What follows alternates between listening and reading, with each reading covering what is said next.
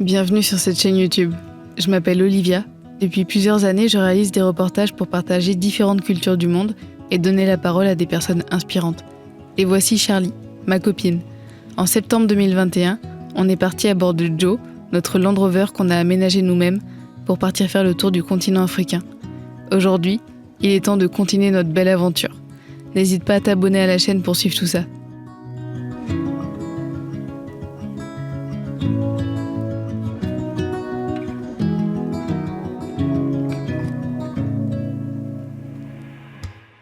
Après des semaines passées dans la nature ou dans des petits villages, il est temps pour nous d'aller rejoindre une grande ville, une très grande ville. Direction Abidjan et ses 6 millions d'habitants.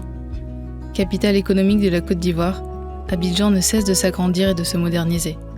À travers mes images, vous voyez surtout des pistes et des petits villages, car c'est là où je me sens le plus à l'aise. Et ce sont ces endroits que j'essaie de mettre en avant. Mais il ne faut pas généraliser un pays à quelques images.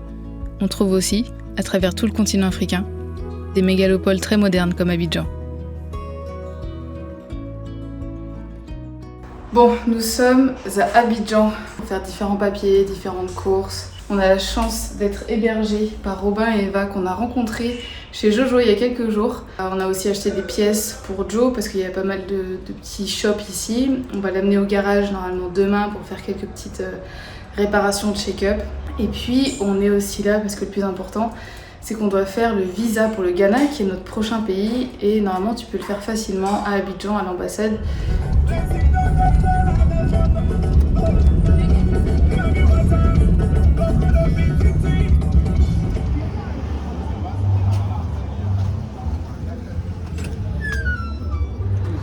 C'est bon, on sort de l'ambassade du Ghana.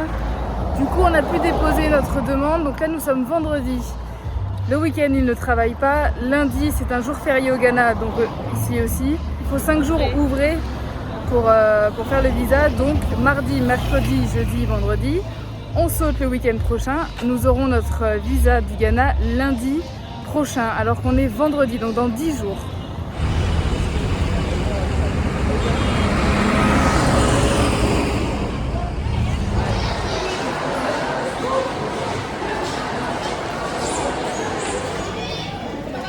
On est dans un alocodrome, donc on a évidemment des alocos, des frites et du poulet braisé.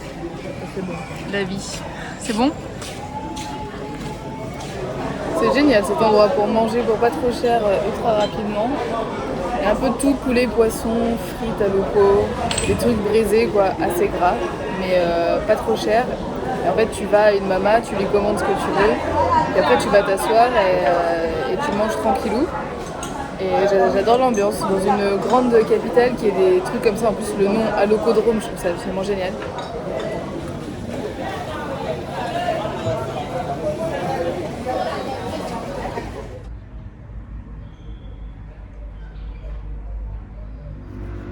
On peut faire des machines à laver pour tous nos linges, nos couvertures, ça c'est vraiment trop chouette. Et on en profite aussi d'avoir une cuisine et l'accès à plein de bonnes choses. Là notamment une vraie boulangerie dans laquelle on a pris des croissants, chaussons aux pommes, du bon pain. Et puis des petits avocats et une mama dans la rue pour faire un petit guacamole. Filmer en ville, pour moi, c'est sortir de ma zone de confort. Je ne suis pas à l'aise de sortir la caméra en pleine rue et de parler devant plein de gens. C'est pour ça que vous voyez aussi moins d'images urbaines dans mes vidéos. Mais je trouve ça intéressant et important de vous montrer cette réalité. Non, l'Afrique ce n'est pas que de la brousse, de la savane et des cases en terre. C'est aussi des autoroutes, des centres commerciaux et des gratte-ciels. Même si la vie en ville m'oppresse parfois assez vite, je dois avouer que ça fait du bien d'avoir accès à tout et facilement.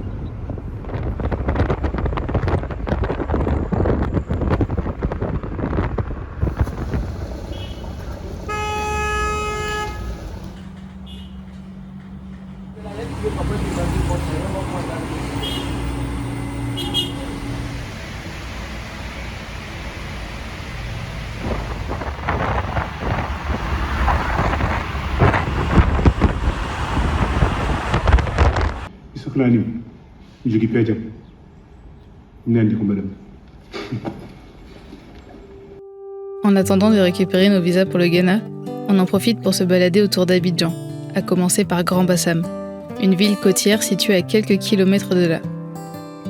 Alors qu'on se promène avec Eva et Robin, on tombe par hasard sur des artisans qui fabriquent des batiks. Ce tissu, que l'on retrouve dans certains coins d'Asie et d'Afrique, est fabriqué à partir d'une technique d'impression qui utilise de la cire et des bains de teinture. Ça, c'est le tampon. Ah oui, c'est un pochoir en fait. La paraffine qui est là-bas. Donc on tombe ça dans la paraffine. Et puis on tamponne. C'est de la paraffine. Voilà. Okay. C'est ça qui devient comme ça. C'est la même chose. D'accord, pour les motifs. Maintenant, après ça, maintenant, on trempe maintenant dans la couleur bleue. Ouais.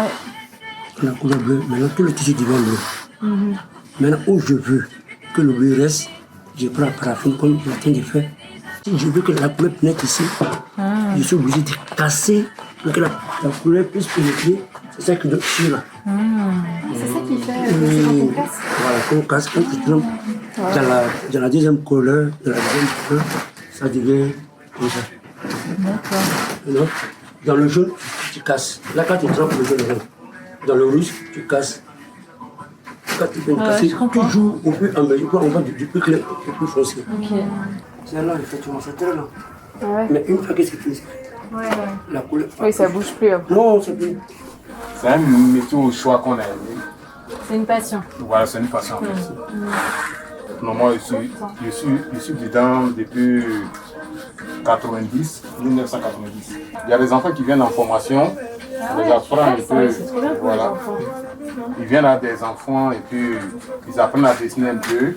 On leur montre comment on fait le batik. Et puis il y a des tissus de batik qui sont un peu mous. Ouais, un peu plus souple. Voilà. Donc en fait, du début à la fin, ça dépend des nappes qu'on doit mettre dans les bains. Parce qu'on doit prendre une nappe, parce que la couleur, ça s'y paye. Donc si on prend une nappe et puis on met dans un bain de couleur, ça serait, nous, on risque de payer. C'est pour cela qu'on a fait des bains. On fait des séries. Voilà, là aussi il va rester bleu. Oui, là où tu as protégé, ça va rester bleu. Voilà, où j'ai protégé, ça va rester bleu. Maintenant, si dans l'orange, ça va prendre là. D'accord. Voilà. Tu le plonges. Il le plonge même dans la couleur, comme Dans la couleur. Racine, là, voilà. Okay. Ça, c'est du marron. On a mis dans un marron clair. C'est le marron clair qui est là, avec les tampons. Oui. Voilà. Maintenant, là, on n'a pas mis dans le tampon blanc. On a mis dans le tampon un peu léger. Donc maintenant, quand on le met dans la couleur va pénétrer. La couleur ne pénètre plus ici, puisqu'on a protégé ça à la bougie. Oui, avec voilà. la cire. Voilà. Voilà. Maintenant, la couleur va prendre ces petits coins. Voilà. Donc ça va changer un peu. Et là, tu laisses tremper combien de temps? Bon, ça dépend. Ça dépend du nombre de nappes qu'on met. Oui. Si c'est une nappe, on peut tremper peut-être 2 heures de temps. Mais si c'est environ 15 nappes, voilà, il faut une journée. Ah oui, d'accord. Voilà, pour que ça pénètre. Ouais, que ça voilà. Mais quand on prépare la couleur, comme ce sont des produits chimiques, on se protège. Oui, il faut faire attention. Une fois qu'on est protégé, on fait la couleur. Parce qu'il y a une vapeur qui sort. Ouais, maintenant, après, quand on finit de tremper, après, il n'y a plus de... Bon, ah oui, là, tu n'as pas besoin de mettre un masque. Comme, voilà, ça devient comme l'eau. Okay. Donc, on peut ne pas se protéger. Ouais, ça sent, hein. Je pense que c'est la paraffine qui sent. Non, mais la couleur même. Ça aussi, ça sent? Ça sent. Ouais. Il y a des gens qui prennent en gros, que nous sommes obligés d'aller vers. C'est eux maintenant là, qui nous donnent.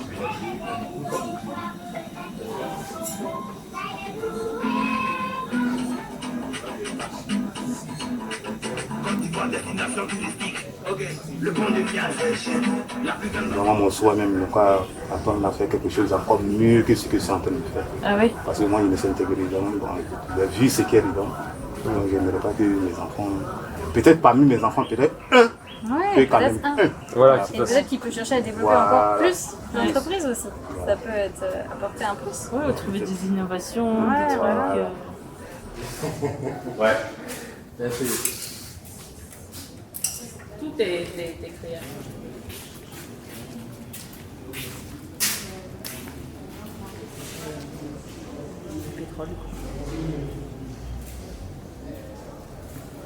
Bon, du coup, on est reparti avec 4 pièces parce que c'est vraiment trop beau. Et celles de dehors, là, moi, je reste quand même sur ma fin parce qu'elles étaient aussi magnifiques. Ouais. 2 comme ça, bon, un peu différents l'un et l'autre. Et 2 cartes. Tourne. Ouais, c'est vraiment trop beau. Fait à la main par les artisans qu'on a rencontrés nous-mêmes. Trop beau.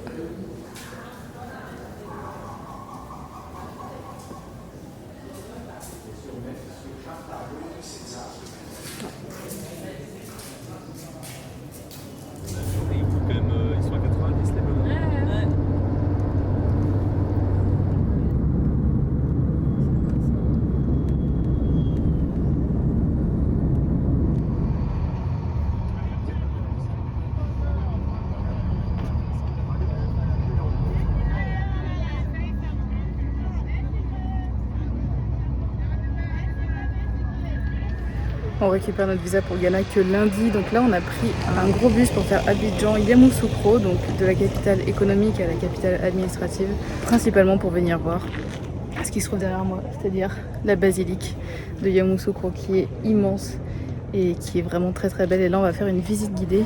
Le coût des travaux il est estimé à plus de 120 millions d'euros, donc c'est énorme quand même. Et en fait le président il s'était justifié en disant que ça venait 100% de sa fortune personnelle.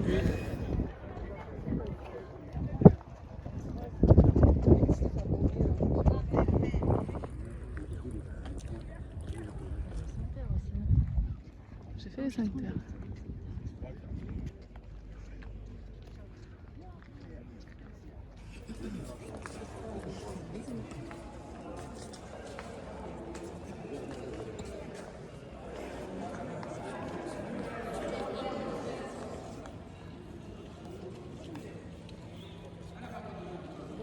On peut pas filmer quand nous on est à l'intérieur, parce que ça reste un édifice religieux dans lequel il y a toujours des messes qui sont faites. Donc voilà, c'est pas très grave, mais c'est un bâtiment qui est absolument magnifique. C'est juste délirant, les tailles, les proportions. Enfin, quand il nous explique des trucs, on voit par exemple la colombe ou la croix, on se dit ça paraît petit, et en fait il nous dit bah non, la colombe là-haut elle fait 7 mètres, la croix elle fait 2,50 m. C'est vraiment impressionnant. Et là on est monté sur une petite terrasse, on a grimpé 200 marches. Il a dit vous pouvez soit prendre l'ascenseur, soit prendre les marches. Mais il y avait beaucoup de gens pour monter dans l'ascenseur alors que c'était 7 places. Donc on a pris les marches. Des gens nous ont suivis. Et du coup on a une vue sur tout Yamoussoukro et ses alentours. Jean-Paul II est venu ici 2 fois. La première fois c'était pour mettre la première pierre. Et la seconde fois c'était pour bénir la basilique une fois qu'elle a été terminée d'être construite. Et c'est le seul pape qui est venu à cette basilique, alors que c'est une basilique qui est tout aussi impressionnante que celle du Vatican, donc ça reste quand même un édifice important dans la religion. Mais les autres ils sont pas venus. Et du coup il y a quand même un bâtiment qui est exprès pour si jamais le pape vient. Sauf que comme nous disait le guide, ça fait longtemps qu'aucun pape n'est venu, donc le bâtiment est là, il est entretenu, mais personne n'y vient.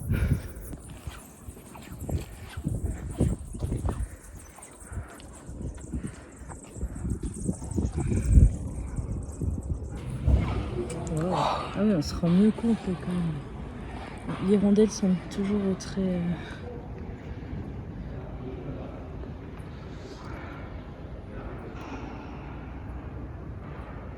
On est bien arrivé à Yamoussoukro, qui est la capitale de la Côte d'Ivoire. Alors c'est la capitale vraiment administrative et politique. La capitale économique et là où il y a le plus de monde, c'est Abidjan. À Abidjan, il y a plus de 6 millions d'habitants. À Yamoussoukro, il n'y a qu'à peu près 300 000 habitants. Donc c'est pour vous dire quand même la différence. Donc on est arrivé hier, on a fait la basilique. Et puis là, on a dormi en ville. Alors pas en plein centre-ville, un petit peu excentré, dans une ferme qui propose des petites chambres. Alors c'est assez sommaire, mais c'est très mignon. Il y a tout un potager. Enfin, ils font des plantations pour être en autonomie au maximum. Je suis Marie-Stella Cognan. J'ai fondé il y a 8 ans de cela le FIE, la ferme bio, qui est une ferme en permaculture à la base. Donc, au fil des ans, je me suis rendu compte que j'avais vraiment ce besoin d'être connectée à la nature. Je me suis totalement investie dans l'agriculture, mais dans l'agriculture biologique. Donc j'ai créé ce lieu-là pour déjà expérimenter des pratiques agricoles innovantes comme la permaculture et l'agroécologie. et prouver que c'est viable aussi. Donc on a créé ce lieu qui est en ville, qui est dans la ville de Yamoussoukro, où on peut voir ces pratiques-là agricoles, manger et se loger. C'est un lieu qui veut allier l'agriculture, la culture et l'art. Parce que nous croyons que le fait de passer par ces moyens-là, la culture et l'art, on peut engendrer aussi le changement de mentalité.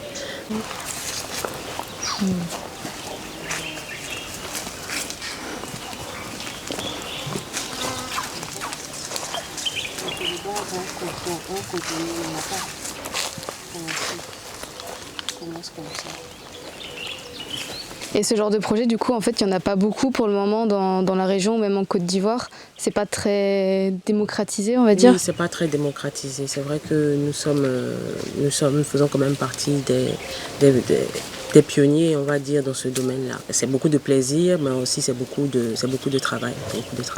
Et du coup, c'est quoi un petit peu vos objectifs, vos projets pour les années à venir? Est-ce que vous avez vraiment quelque chose que vous voudriez mettre en place ou faire perdurer? Donc, vraiment, nous aussi, voilà, je devais préciser qu'on fait beaucoup de formations. Donc, on accompagne les agriculteurs sur place pour qu'ils intègrent des pratiques agroécologiques. Donc, l'intérêt, ce serait de former plus de personnes, de pouvoir produire plus et aussi, en produisant, pouvoir préserver plus d'endroits, de lieux que nous visons ou bien dans d'autres régions de la Côte d'Ivoire. C'est officiellement notre dernier jour en Côte d'Ivoire. Après un mois dans ce chouette pays, il est temps de passer au pays suivant, c'est-à-dire le Ghana. Là, on quitte Abidjan. Je pense que le début de cette vidéo a été un petit peu décousu parce que je sors totalement de ma zone de confort quand je suis en ville. Je suis pas forcément à l'aise de filmer, en plus il y a plein de gens, donc c'est difficile. En même temps, j'essaye de vous montrer cette partie-là aussi parce qu'il y a quand même aussi des très grandes villes, des endroits qui sont très modernes dans notre aventure, donc c'est aussi important de vous les montrer. Donc là, on reprend la route. On quitte, là on était à Grand Bassam, donc c'est juste à côté d'Abidjan, et on part, on a 2 heures de route à peu près jusqu'à la frontière avec le Ghana, et puis on va passer cette frontière. On est prête ?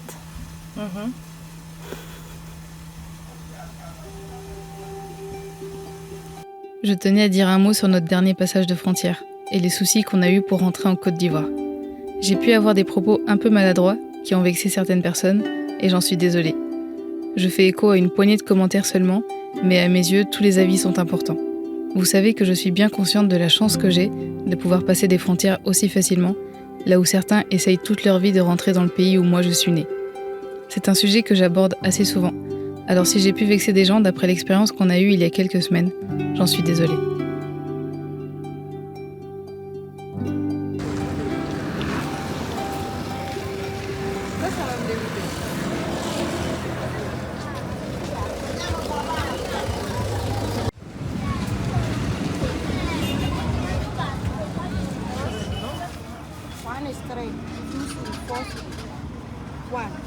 One, three, three. Okay. Like this,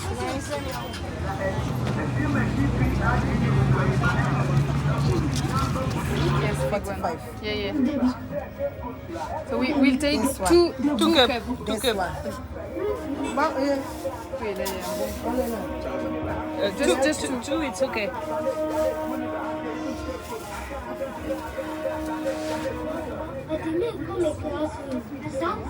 Thank you very much.